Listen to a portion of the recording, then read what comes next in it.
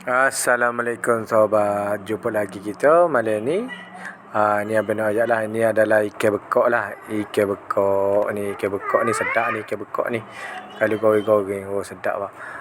Ni ikan bekok ni, ikan bekok fresh.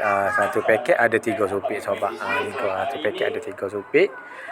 Ni lah dia ikan bekok.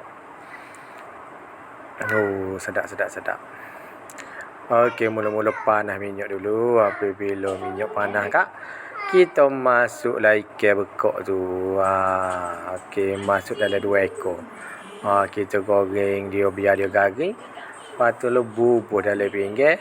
Bubuhlah 5 bawang. Ni lah menu dia dah.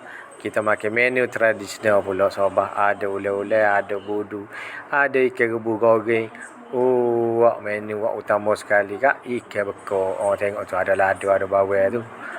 Ambil ikan sekor, bubuh dalam pinggan sobat. Sedap tu. Ambil 5, peruh atas ikan. Nak suruh rasa masin sikit. Masin. Baru sedap. Sedap.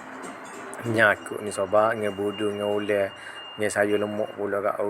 Jadi boleh. Ambil tengok tu. Ambil ikan tu. Ambil ikan kak, bubuh dalam nasi kak. Bismillah.